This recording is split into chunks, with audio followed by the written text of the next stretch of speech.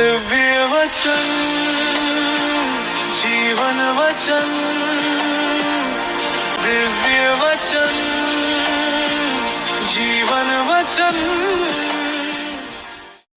पहला पाठ तीमती के नाम संत पौलुस का दूसरा पत्र, अध्याय 2, पद संख्या 8 से 15। दाऊद के वंश में उत्पन्न मृतकों में से पुनर्जीवित ईसा मसीह को बराबर याद रखो। यह मेरे सुसमाचार का विषय है। मैं इस सुसमाचार की सेवा में कष्ट पाता हूँ और अपराधी की तरह बंदी हूँ, परंतु ईश्वर का वचन बंदी नहीं होता।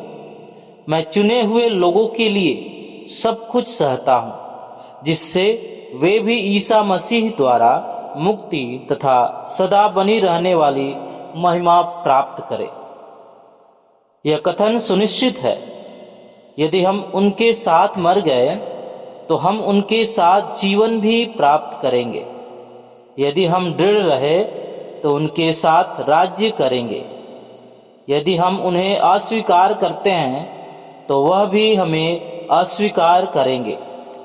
यदि हम मुकर जाते हैं तो भी वह सत्य प्रतीक बने रहेंगे, क्योंकि वह अपने स्वभाव के विरुद्ध नहीं जा सकते।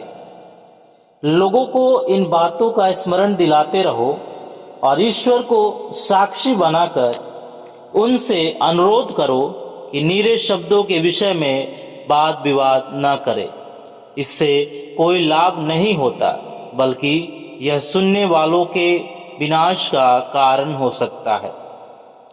अपने को ईश्वर के सामने सुग्राह्य और एक ऐसे कार्यकर्ता के रूप में प्रस्तुत करने का प्रयत्न करते रहो जिससे लज्जित होने का कोई कारण ना हो और जो निष्कपट रूप से सत्य का प्रचार करे। प्रभु की वाणी। ईश्वर को धन्यवाद।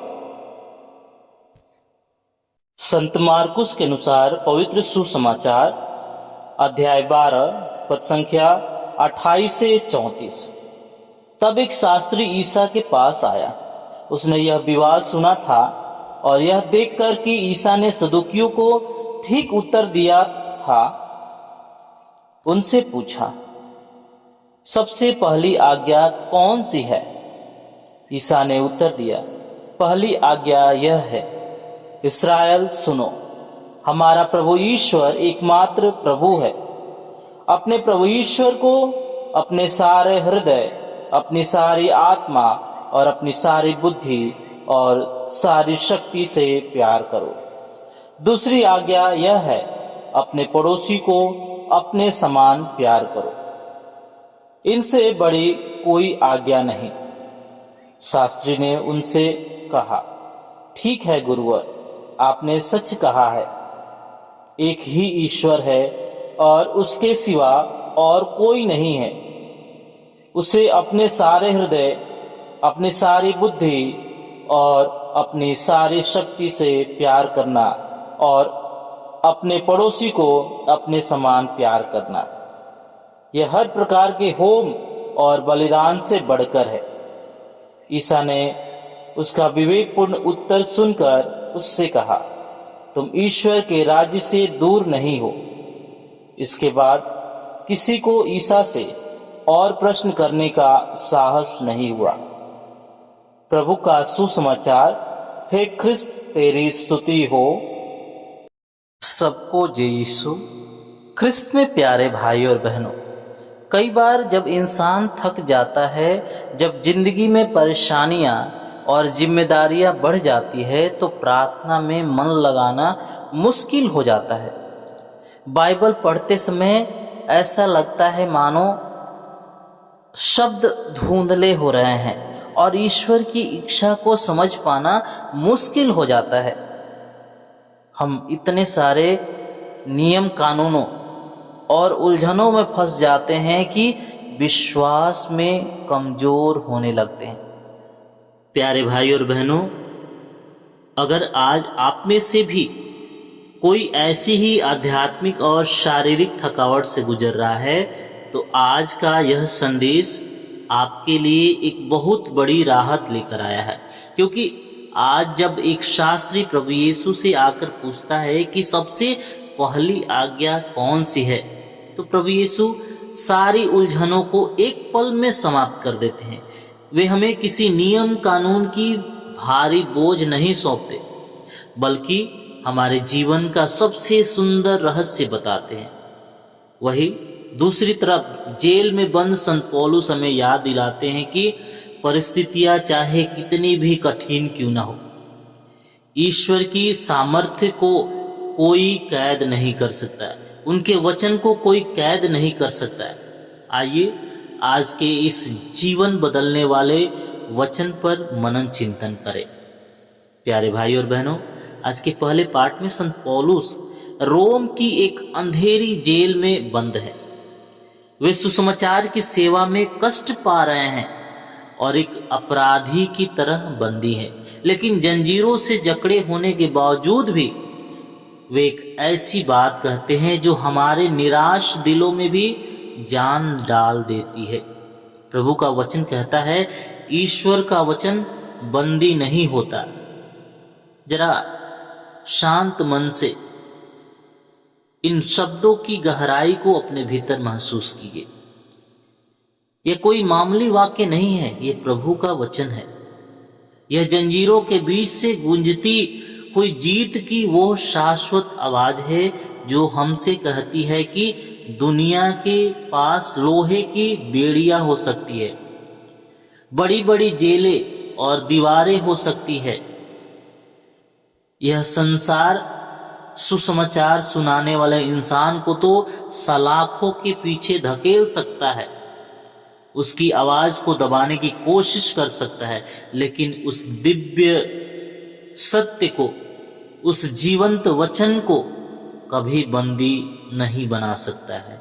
इंसान कैद हो सकता है, लेकिन ईश्वर का सामर्थ्य हमेशा आजाद रहता है। ईश्वर का वचन खुद बहती हुई जीवन की नदी है, जिसे इस संसार की कोई भी ताकत कभी जंजीर में नहीं बांध सकती। प्यारे भाई और बहनों, संत पौलुस तीमथी से कहते हैं कि वे लोगों से ईश्वर के नाम पर यह अनुरोध करे कि नीरे शब्दों में वाद विवाद न करे, क्योंकि इससे कोई लाभ नहीं होता, बल्कि यह सुनने वालों के विनाश का कारण बन सकता है। इसके विपरीत वे निष्कपट रूप से सत्य का प्रचार करने की भी सीख देते हैं। वे हमें यह अद्भुत दिलासा देते हैं कि मसीह के लिए हमारा सब कुछ सहना और मरना कभी व्यर्थ नहीं जाता, क्योंकि यह कथन सुनिश्चित है, यदि हम उनके साथ मर गए तो हम उनके साथ जीवन भी प्राप्त करेंगे। प्यारे भाई और बहनों, जब हम इस सत्य के मार्ग पर आगे बढ़ते हैं तो प्रभु का सुसमाचार हमें दिखाता है कि इस मसीही जीवन का सबसे ऊंचा शिखर क्या है। जब उस शास्त्री ने प्रभु यीशु से पूछा कि सबसे पहली आज्ञा कौन सी है, तो प्रभु यीशु ने उत्तर दिया, सबसे पहली आज्ञा यह है कि हमारा प्रभु ईश्वर एकमात्र प्रभु है।